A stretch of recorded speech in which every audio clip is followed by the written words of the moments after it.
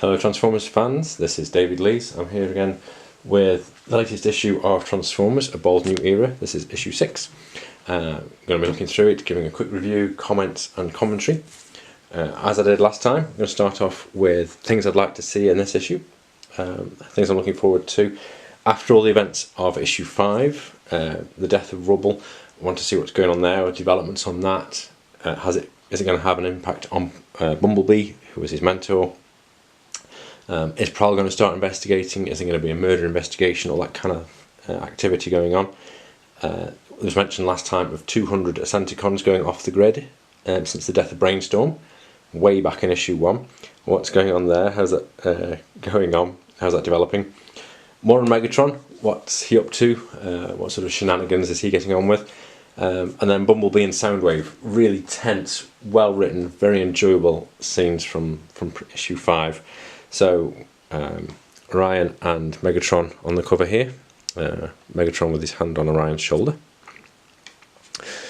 So, we start off with the Nominous Edict. This has been alluded to a couple of times in recent issues about what it says, what it's, how it's been mentioned and how it's important. I won't read it all out at length, but basically, first one, no further colonies, no further extension. Number 2, no energon harvesting in sectors inhabited or claimed by other sentient life, like humans, like Earth. Interesting little developments, little bit that's been written in there.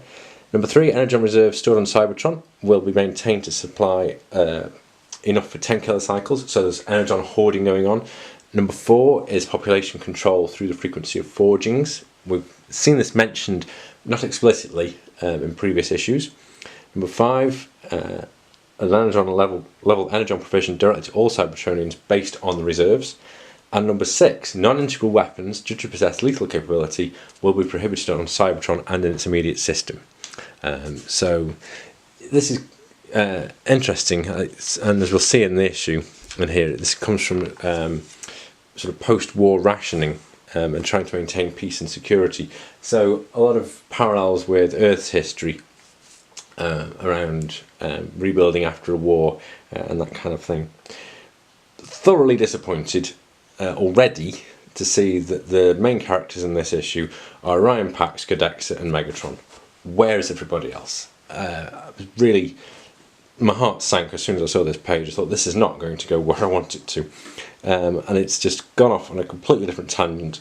What we have instead over the next few pages is Orion Pax talking at length to Codexa, not previously part of any Cybertronian history, who is integrated into Cybertron's core, or Cybertron's substructure, with all these pipes and tubes and all the rest of it. And Orion's there trying to get some ancient wisdom from her.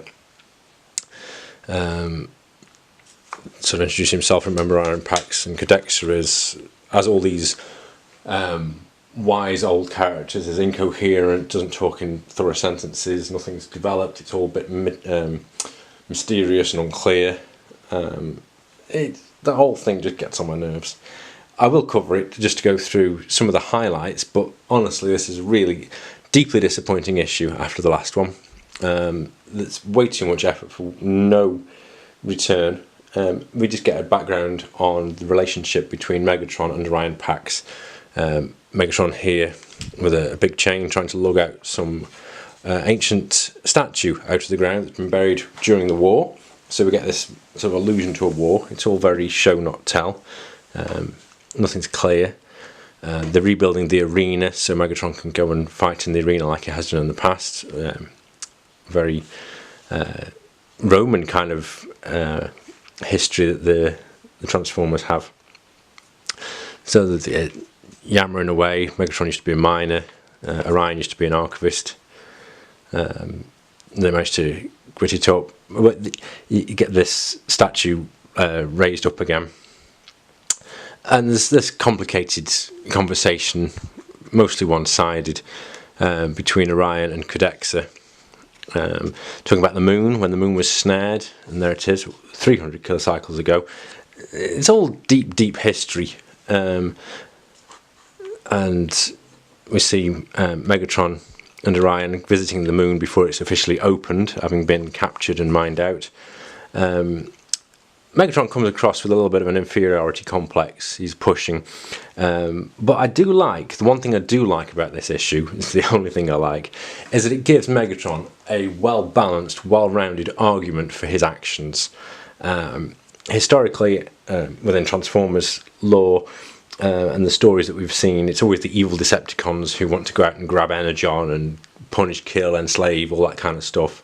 Here, Megatron is legitimately and coherently arguing against the non-menace edict about containment and restriction, and he's saying it's not appropriate, it's not relevant anymore. After the war has ended, let's start expanding and growing and using the energon productively and constructively. And he's got a point. Yes, it's a good debate between the two of them. But Megatron here, Orion says, I don't feel trapped. And Megatron replies, maybe not, but we could be so much more if we let the energon flow, if we remembered the ambition we had before the war. And the non-menace edict is just restricting all activity and growth and progression. And there's this argument that develops, Megatron pushing against the boundaries, whereas Orion is more happy to maintain and contain where he's up to and how things are going. They go up on this elevator up to the moon, and there's this bit where they're in equilibrium between the moon's gravity and Cybertron's gravity, so they sort of hover and float. They go basically diving down like a parachute jump almost back down to Cybertron with these levitators. Megatron's functions and he hovers gently down. Orion's doesn't, it malfunctions and he ends up splashing down into some icky goo. And Megatron laughs at him, but it says, didn't that make your spark burn a little bit more brightly? They will not let us do such things when we are a senator and a head archivist, as they go on their natural career path, or explorer or whatever. And Orion says, are you just a little bit mad? And Megatron says, no, I'm not mad. And you can see the paths are beginning to diverge. There's this fundamental split in opinion between the two of them. The sum total of nothing actually happens. There's no walking and talking, it's just talking. Seriously, it's not much fun to read. Not compared to the old Transformers comics where Starscream had his null ray, Skywalker could teleport, Optimus had his rifle, Megatron had the fusion cannon. It was battles against weapons and abilities and action and activity and plot and things moving forwards. This has got 3 characters in. None of them transform, none of them barely move. It's disappointing, to be quite honest. I've padded it out long enough. There's the cover gallery as usual. Orion and Megatron in various poses. Take the Skybridge today. There we go. Kind of retro Art Deco type promotion for the Skybridge. Transformers vs Ghostbusters, I've mentioned this before, not my cup of tea. Transformers vs Star Trek, yeah, possibly, might be interested in that. Also looking at the 5-year mission. GoBots, looking forward to the release of this, the Volume 1 collected comic